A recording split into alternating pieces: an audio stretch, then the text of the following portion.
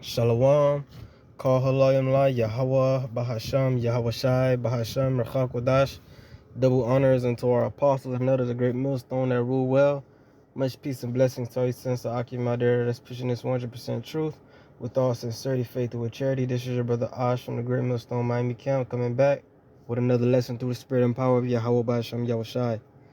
Lord willing, this is edifying. It's going to be a quick exhortation through the spirit, speaking on how now is the time for us to draw very nigh unto Yahawah, Bahasham, Yahawashi. Now is the time for us to draw very nigh unto Yahawah, Bahasham, Yahawashi. Okay? Now is the time for us to draw more near and closer to our power than we've ever had, than we've ever have. Okay? And this goes for me first. Knowing the times that we are in, first and foremost, being returned unto the Lord, as it says in Baruch, the 4th chapter, I believe in the 28th verse, as it was your mind to go astray from Yahawah, Bahasham, Yahawashi, so being returned, seek him 10 times more. You see, as the scriptures say, I believe that's in the Psalm, somewhere in the Psalms, it said, well, not in the Psalms, but I believe it's Isaiah 53 or Isaiah 52, where it says, we've all like, I believe Isaiah 53, we've all like sheep have wandered astray, roughly paraphrasing. We've all have, which the scriptures speak about the falling away. We all fell away from Yahawah, Bahasham, Yahawashi. Each and every one of us, we turn from the Lord. In this lifetime, before we came in this truth, we were against the Lord, worshiping idols, committing all manner of abomination, and even in our past lives. You see? So now that the Lord has restored this truth unto us, how should we be? We should be on fire for Yahawah, Bahasham, Yahawashi. Okay? It's like you be a return with an we being the Lord's wife, his estranged wife, coming back to him. We should love him more fervently, seeing he's had this mercy upon us and allowed us to come back. Okay, and on top of that, knowing what's in the near future, the great judgments that's getting ready to take place in the near future. You see, those should be two of our greatest motivators for us to draw closer to Yahawah, Bahasham, Yahawashi than ever before. Because we're going to need the Lord in the times to come more than we've ever needed him. Because it's going to be great, we're going to be in great peril and in great danger and tribulation than we've ever been before, than this world has ever seen, okay, in history.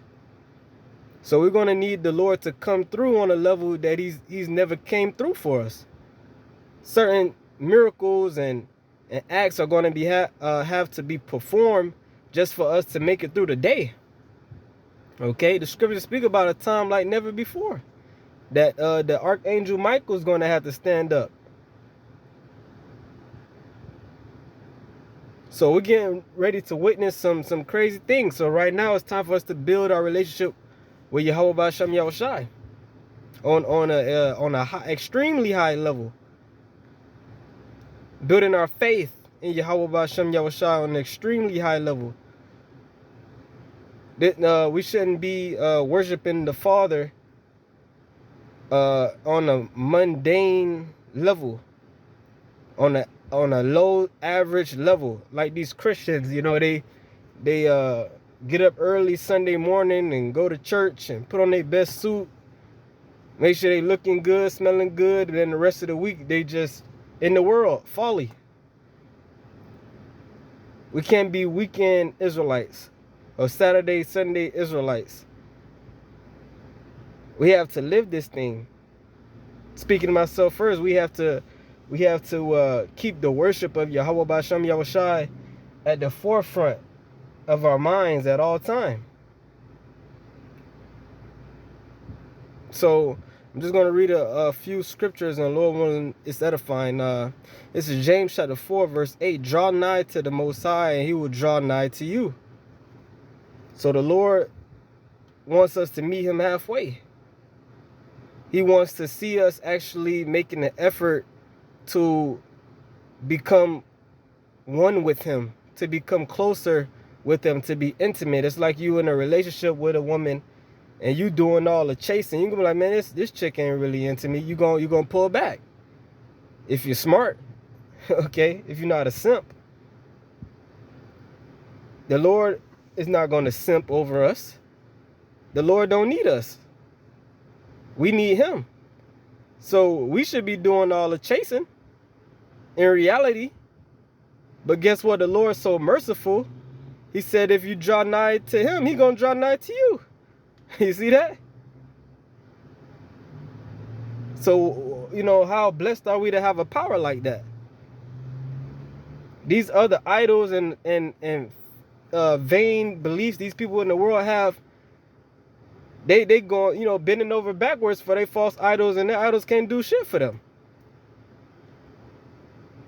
You know?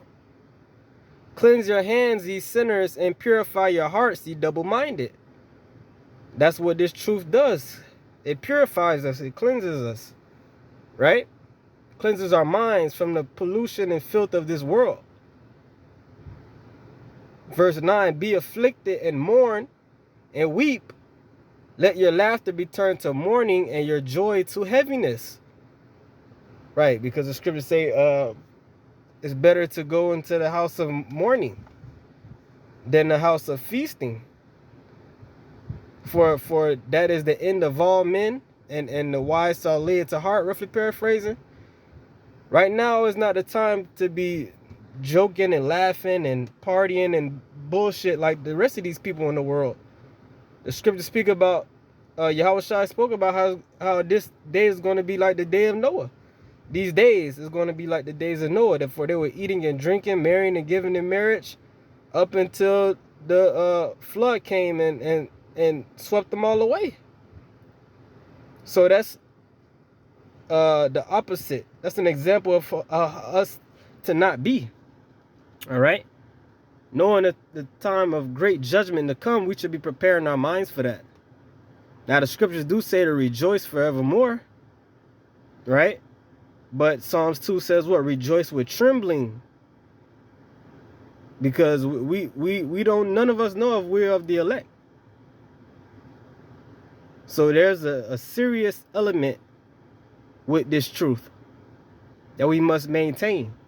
Okay, verse 10. Humble yourselves in the sight of the Lord, and he shall lift you up. So that's the time that we're in. Humbling ourselves in the sight of the Lord. And he will lift us up. That's a key factor in this truth. We're showing the Lord that we're broken and contrite for, you know, falling away from him. And we're showing the Lord that we know what we were wrong for that. And he will lift us up in due season. Okay? The precept I wanted to get, this is Deuteronomy chapter 4. Okay? And this is Moses speaking to the children of Israel. And he's, you know, this is after they came out of the land of Egypt. And Moses is giving them a rundown of basically what's going to happen to them if they go off and forsake the Lord. Right? This Deuteronomy chapter 4 and 24. For the Lord thy power is a consuming fire, even a jealous power. When thou shalt beget children and children's children, and ye shall have remained long in the land, and shall corrupt yourselves, and make a graven image or the likeness of anything, and shall do evil in the sight of the Lord thy power, to provoke him to anger, which happened. That's exactly what happened. Moses already knew what was going to happen. The Lord told him, okay, that the children of Israel, after they go into the land and after generations and time pass, they're going to forget the Lord and worship idols. And that's exactly what we did. Okay, verse 26, I call heaven and earth to witness against you this day, that ye shall soon utterly perish from off the land whereunto you go over Jordan to possess it. Ye shall not prolong your days upon it, but shall utterly be destroyed. And that's exactly what happened. The Lord kicked us out of the land, of the nation of Israel, the land flowing with milk and honey. Verse 27, and the Lord shall scatter you among the nations, and ye shall be left few in number among the heathen, whither Yahawah shall lead you. And that's exactly what happened. The Lord scattered us throughout the four corners of the earth, and here we are today in Babylon the Great, aka America. Verse 28, and there ye shall serve gods, the work of men's hands, wood and stone, which neither see nor hear nor eat nor smell. Right? We were taught to worship idols here from birth. From birth, all we knew was so-called Christianity, plantation Christianity, and other idols for the most part here in Babylon the Great. False gods, false deities. We were astray from Yahawah Bahasham Yahawashi for generations. Verse 29, and this is the key point. But if from thence thou shalt seek Yahawah thy power, thou shalt find him, if thou seek him with all thy heart and with all thy soul. And that's what happened. We knew through the Spirit, a lot of brothers, we knew something wasn't right. And ultimately, Yahawah Bahasham Yahawashi led us to the truth of who we really are, the Israelites, and who our power is, Yahawah, through his son Yahawashi. We found out through the Spirit.